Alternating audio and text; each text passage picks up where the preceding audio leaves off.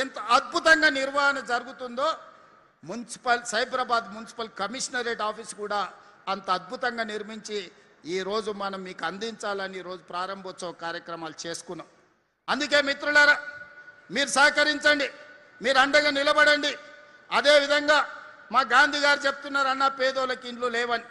ఈరోజు ఈ వేదిక మీద నుంచి ప్రకటించడానికి సంతోషపడుతున్నా. 1,00,000 ఇండ్లు ఎల్ఐజీ ఎంఐజీ ఇండ్లు కట్టి పేదలని అందులో భాగస్వాములను చేసి అల్పాదాయ వర్గాలకు ఆ ఇండ్లను కేటాయించడానికి ప్రణాళికలు సిద్ధం చేస్తున్నాం. పొంగులేటి శ్రీనివాసరెడ్డి గారు ఆ వివరాలన్నిటిని కూడా తొందరలోనే అందిస్తాడు. ఇవాళ పేదల కష్టాలు తెలుసు. ఆనాడు రాజీవ్ స్వగృహ పేరు మీద పేదలకు ఆనాడు ఇండ్లు అందించినాం. ఈనాడు మళ్ళీ పేదలకు ఇండ్లు ఏ ప్రాంతంలో ఉన్న వాళ్లకు ఆ ప్రాంతంలోనే కట్టించాలని ఆలోచన చేస్తున్నాం. ఎక్కడో నగరం నడుపొట్టున ఉన్న వాళ్ళను శేర్లింగంపల్లి అవతల లేకపోతే పటాన్ చెరువు దగ్గర కట్టిస్తే వాళ్ళు ఇక్కడి నుంచి అక్కడికి రారు. ఇక్కడ ఉన్నోళ్ళేమో ఈడున్న మా పేదలకు ఇయ్యలేదు, అక్కడ పట్నం నుంచి తెచ్చి ఇక్కడెట్లు ఇస్తారని పంచాయతీలు అవుతున్నాయి. అందుకే మిత్రులారా, ఏ ప్రాంతానికి ఆ ప్రాంతంలో ప్రభుత్వ భూములను సేకరిస్తున్నాం, కబ్జాల నుంచి విడిపిస్తున్నాం. అక్కడ పేదలకు ఎల్ఐజీ ఎంఐజీ ఇండ్లు కట్టించడానికి ప్రణాళికలు సిద్ధం చేస్తున్నాం. అదేవిధంగా ఇంటిగ్రేటెడ్ స్కూల్స్ నర్సరీ నుంచి 12th క్లాస్ వరకు నాణ్యమైన విద్యను అందించడమే కాదు, ఉదయమే చాలామంది పనులు చేసుకోవడానికి బయటకు వెళ్తుంటారు తల్లిదండ్రులు. పిల్లలకు టిఫిన్ తయారు చేయాలన్నా వాళ్ళకి సమయం సరిపోదు. అందుకే మా అక్కలకు అండగా నిలబడడానికి మీ పిల్లలకు ఉదయం పాఠశాలల్లో బ్రేక్ఫాస్ట్ ఇవ్వడమే కాదు, ప్రతిరోజు పాలు ఇవ్వాలి, రాగి జావా ఇవ్వాలని ఈరోజు ప్రణాళికలు సిద్ధం చేస్తున్నాం. మధ్యాహ్నం పూట సన్న బియ్యంతో సంటి పిల్లలకు అన్నం పెట్టడానికి ఈరోజు రాష్ట్ర ప్రభుత్వం ముందుకు వస్తున్నది. మా అక్కల కష్టాలు సగానికి సగం మేము తీరుస్తే మిగతాది మహాలక్ష్మి పథకం ద్వారా ఆర్టీసీ బస్సుల్లో ఉద్యోగ ఉపాధికి నెలకు 10,000 మిగులుతున్నాయి మా అక్కలకు బస్ కిరాయి పైసలు. ఏమక్క, ఈ 2.5 ఏళ్ళల్లో ఎవరైనా ₹1 అడిగినరా మిమ్మల్ని? ప్రారంభించినాడే నేను చెప్పిన బస్సు బాజాబ్తా చేయి పెడితే తాగాల్సిందే, అక్కలు అడిగిన దగ్గర దించాల్సిందే అని చెప్పిన. ఎవరైనా మిమ్మల్ని పైసలు అడిగితే బస్ టికెట్కు జేబులో మీ సోదరుడి ఫోటో పెట్టుకొని మా తమ్ముడు పట్నం వాళ్ళు ఉంటాడు తెచ్చుకోపోండి అని నా ఫోటో చూపించమని చెప్పిన. ఇవాళ మా అక్కలు చెప్పాలి, 2.5 ఏళ్ళల్లో 10,000 కోట్లు మీ బస్ కిరాయిల కోసం ఈరోజు ఆర్టీసీకి మనం చెల్లించినాం. ఒకనాడు నష్టాలలో ఉన్న ఆర్టీసీ ఇవాళ లాభాలలోకి వచ్చింది. 50,000 మంది కార్మిక కుటుంబాలను మీ ప్రయాణం వల్ల ఈరోజు ఆదుకోవడం జరిగింది. పెట్రోల్ బంకులు ఇచ్చినాం, బస్సులలో ఉచిత ప్రయాణమే కాదు, మహిళా సంఘాలకు ఇవాళ 1000 బస్సులు కొనిచ్చినాం. మీరు బస్సు యజమానులుగా ఇవాళ ఆడబిడ్డలు ఆర్టీసీకి బస్సులను పెట్టిన. అదాని అంబానీలు సోలార్ విద్యుత్ అంటారు, ఇవాళ 1000 మెగావాట్లు మా అక్కలకి ఇచ్చినాం. అదాని అంబానీలతో పోటీ పడుతున్నారు. ఇవాళ పెట్రోల్ బంకులు అంటే రిలయన్స్ అంటారు, కానీ మా అక్కలకు పెట్రోల్ బంకులు ఇచ్చినాం నడిపించుకునే విధంగా. అంతెందుకు, హైటెక్ City, Microsoft, Infosys, Wipro, Cognizant లేకపోతే గూగుల్ లాంటి సంస్థలు హైటెక్ సిటీ చుట్టుముట్టుతా ఇవే కదా.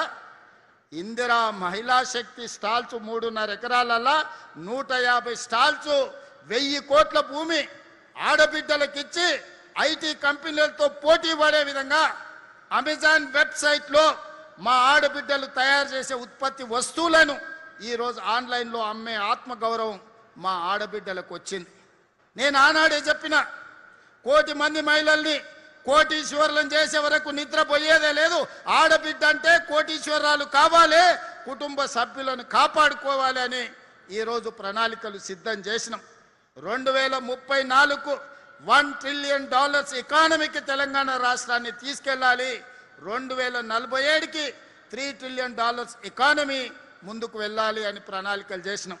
అక్కడికి వెళ్ళాలంటే మా ఆడబిడ్డలు 1 కోటి మంది కోటీశ్వరులు కావాలి. ఇవాళ ఆడబిడ్డలకు అండగా నిలబడే ప్రభుత్వం ఇది, ఆడబిడ్డల ఆశీర్వాదంతో ఏర్పడ్డ ప్రభుత్వం ఇది.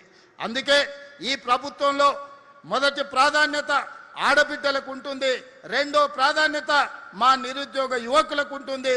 అందుకే young India skills university young India sports university, young India integrated residential schools పెట్టి సంవత్సరానికి 27,000 కోట్ల రూపాయలు పేదల విద్య కోసం ఖర్చు పెడుతున్న ప్రభుత్వం, 8% నిధులు ఇచ్చిన ప్రభుత్వం దేశంలోనే తెలంగాణ ప్రభుత్వం అని ఈరోజు నేను గొప్పగా చెప్పదలుచుకున్నా. అందుకే ఈనాడు కిషన్ రెడ్డి గారికి, చంద్రశేఖరరావు గారికి నా విజ్ఞప్తి ఒక్కటే, చేతనైతే సహకరించండి, మీ అనుభవంతో సూచన చేయండి. లేకపోతే మీ అబద్ధాలతో, మీ అవినీతితో, మీ అహంకారంతో ఈ తెలంగాణ అభివృద్ధిని అడ్డుకోకండి. మీ చీకటి ఒప్పందాలు, మీ గూడు పుటానీలు తెలంగాణ యువత గమనిస్తూనే ఉన్నారు. ఇవాళ ఎప్పుడు అభివృద్ధి కోసం నేను పోయి ఢిల్లీలో కలిసి వచ్చినా 3 రోజుల తర్వాత కిషన్ రెడ్డి పోయి కలుస్తాడు. నేను ప్రధానమంత్రిని కలిస్తే వెనకంగానే ప్రధానమంత్రిని కలుస్తాడు.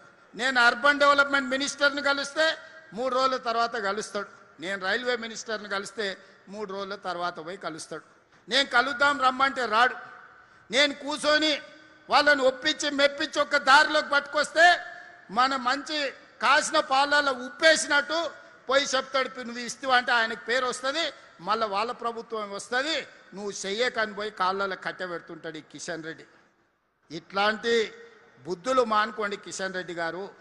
ఈ తెలంగాణ ప్రజలు గమనిస్తున్నారు. తెలంగాణ అభివృద్ధికి అడ్డం పడ్డావంటే, తెలంగాణ అభివృద్ధికి అడ్డం పడ్డానికి పుట్టగతులు లేకుండా తెలంగాణ రాష్ట్రంలో ప్రజలు తీర్పిస్తారు. మళ్ళీసారి మీరు ఒక్కరు కూడా బతికి బట్టగట్టి ఢిల్లీకి ఓరు. అందుకే ఈనాడు ఇంత మంచి కార్యక్రమం, అభివృద్ధి కార్యక్రమాల్లో భాగంగా మీరందరు ఇక్కడికి వచ్చిండ్రు. మీ ఇప్పటి వరకు గాంధీ గారు చాలా ఇంకా చిట్టా చదివేండు. నేను ఒక మాట ఇస్తున్న వారికి, ఒక్కొక్కటిగా కాకుండా 6 నెలల ఈ పనులన్నీ ఒక కొలిక్కి తీసుకురండి, మళ్ళా 6 నెలలకి ఇక్కడికి వస్తా, నువ్వు అడిగిన అన్నీ ఇచ్చే బాధ్యత నాది. ఎందుకంటే ఆనాటి ముఖ్యమంత్రులు హైటెక్ సిటీ కట్టకపోయిన ఉంటే, ఔటర్ రింగ్ రోడ్ అభివృద్ధి చేయకపోయిన ఉంటే, అంతర్జాతీయ ఎయిర్పోర్టు తేకపోయిన ఉంటే తెలంగాణ రాష్ట్రం ఈరోజు దేశంలో నెంబర్ 1 అవుతుండేనా? ఆనాటి ముఖ్యమంత్రులు దూరదృష్టితోని ప్రధానమంత్రి పివి నరసింహారావు గారు, మన్మోహన్ సింగ్ గారు మన రాష్ట్రానికి, హైదరాబాద్ నగరానికి నిధులు ఇవ్వడమే కాకుండా అనుమతులు ఇవ్వడంతో ఈరోజు మనం ప్రపంచంతో పోటీ పడుతున్నాం. అందుకే విజ్ఞతతోని రాజకీయాలకు అతీతంగా మన ప్రాంతాన్ని అభివృద్ధి చేసుకుందాం, మెట్రో విస్తరించుకుందాం, మూసి ప్రక్షాళన చేసుకుందాం, రీజనల్ రింగ్ రోడ్ కట్టుకుందాం, రేడియల్ రోడ్ వేసుకుందాం, పేదలకు ఇండ్లు కట్టిద్దాం, పేదలకు వైద్యాన్ని అందిద్దాం, పేదల పిల్లలకు విద్య ఇప్పిద్దాం. తద్వారా ఈ తెలంగాణ అభివృద్ధి చెందిన తెలంగాణగా మారుతుంది.